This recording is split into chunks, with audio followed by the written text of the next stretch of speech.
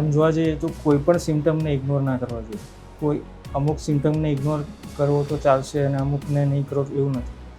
કોઈ પણ સિમ્ટમ હોય, કંઈ પણ તકલીફ હોય, જેમ કે વધારે શ્વાસ ચડવું, ઓકે, પહેલાં જેટલું ચાલતા હતા, સમજી લો કે 500 મીટર્સ ચાલતા હતા, હવે 100 મીટર્સ જ ચાલી શકે છે. Right.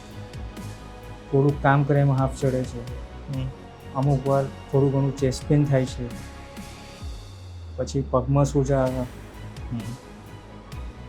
Routine day to day એક્ટિવિટીમાં પ્રોબ્લેમ થવા. This are all symptoms and signs related to heart. Ideally avoid mobile, avoid TV, right. ઇન્સ્ટાગ્રામની રીલો એ બધી બંધ કરવી જોઈએ. That is one thing. Second thing, Which is not possible. This you have to do it.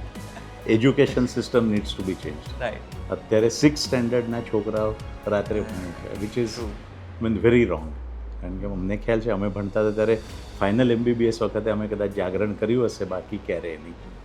અત્યારે 6ઠ્ઠા ધોરણથી રાત્રે 1-2 વાગ્યા સુધી છોકરાઓને ભણવું પડે છે. એટલે એ તમારી હેબિટ થઈ જાય, અને વન્સ યુ આર હેબિચ્યુએટેડ કે રાત્રે 2 વાગે જ ઊંઘવાનું છે, તમને ઊંઘ નહીં આવે.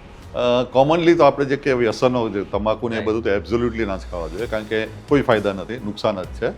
પણ કોમન ડે ટુ ડે જે કોમન પબ્લિક જે વસ્તુ રેગ્યુલરલી ખાતા હોય, જે લોકો વિશે એ લોકોને જાણ જ ના હોય, ને જે completely I would say is a poison is ગળપણ. ખાંડ, ગોળ, સ્વીટનેસ, ઓલ ફોર્મ. ને શરીર, તમે ગોળ લો, ખાંડ લો, મધ ખાઓ, મીઠા ફળ ખાઓ, શરીર જ્યારે આંતરડામાં પહોંચે છે તો એ ફાઇનલી ગ્લુકોઝ ને ફ્રુક્ટોઝ જ બને છે. શરીરને નથી ખબર એ ફેક્ટરીમાં બનેલું છે કે ઝાડ પરથી આવેલું છે. એટલે લોકો એવી રીતના માન્યતા કરે કે ના, તો નેચરલ સોર્સ શું છે, આ નેચરલ વાળું ખાઈ લઈએ, ગોળ ખાઈએ તો કોઈ વાંધો નહીં, નુકસાન નથી. બધું જ નુકસાન કરવાનું છે, એનો તો કોઈ જ ફાયદા નથી. Reversal of diabetes is known. Okay. Rather then reversal, જે વર્ડ અમે યુઝ કરે, રેમિશન ઓફ ડાયાબિટીસ. ઓકે. તો રેમિશન ઇઝ નોન. રેમિશન તમે લાઇફસ્ટાઇલ મેનેજમેન્ટથી કરી શકાય. 8 to 10% વેટ લોસ થાય તમારો, તો તમારો ડેફિનેટલી ડાયાબિટીક રેમિશનમાં જઈ શકાય. અને બીજું એક પ્રિન્સિપલ જે હોય કે જેના જ્યારે અમે ડિટેક્ટ કરીએ એની શુગર લેવલ બહુ હાઈ હોય તો ઇન્સ્યુલિન થોડું વાર 3-1 મહિના આપીને પછી ગ્લુકોઝ ટોક્સિસિટી ઓછું થઈ જાય, દેન અગેન ડાયાબિટીસ રેમિશનમાં જઈ શકાય. અને 3-1 વર્ષ તમને મળશે, જે હનીમૂન પીરિયડ જેવું અમે કહેવાય, અને ત્યારે તમને શુગર્સ કંટ્રોલમાં રહે, then it is up to you. એની કારણ મેજર લાઇફસ્ટાઇલ શિફ્ટ છે.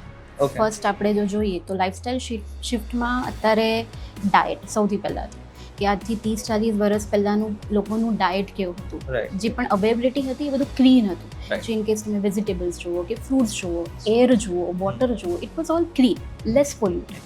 તો હવે જે પણ બધું છે પોલ્યુશન વધી ગયું છે. Agree. ઓકે, એની સાથે સાથે ધ યુઝેજ ઓફ પેસ્ટિસાઇડ્સ, ઇન્સેક્ટિસાઇડ્સ, કે એનાથી પ્રોડક્શન વધી જાય, બલ્કમાં પ્રોડક્શન થાય, પ્લસ એની ક્વોલિટી ઇમ્પ્રૂવ થાય. તો એની સાથે સાથે it has lead to certain diseases and certain genetic and DNA changes પણ એ કરી નાખે છે. સો એક ફેક્ટર એ થયું કે ડાયટરી ચેન્જીસ થઈ ગયા છે. Second thing, stress. સ્ટ્રેસ એટલે પહેલાંના જમાના પણ સ્ટ્રેસ હતો, એવું નહોતું કે પહેલાં નહોતો, પણ એ સ્ટ્રેસ મેનેજ થતો હતો. કેવી રીતે મેનેજ થતો હતો?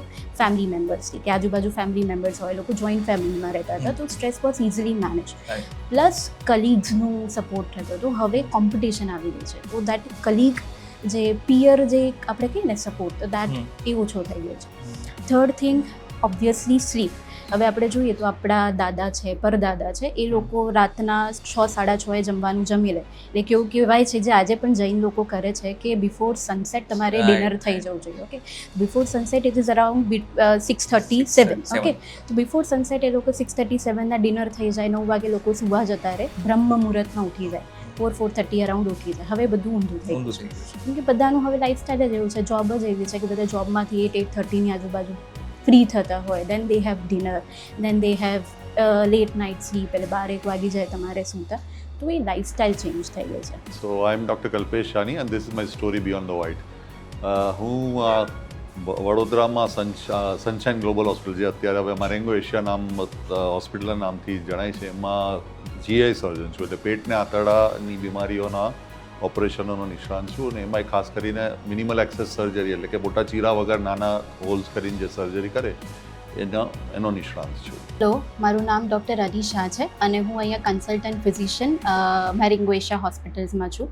સો my work experience ease of 7+ years અને આપણે જનરલી બધા જ ડિસીઝીસ વિશે ડીલ કરતા હોય જેવી રીતે ડાયાબિટીસ છે, હાઇપરટેન્શન છે, ક્રોનિક ડિઝીઝીસ છે, infection, respiratory and basically we deal with all kinds of diseases.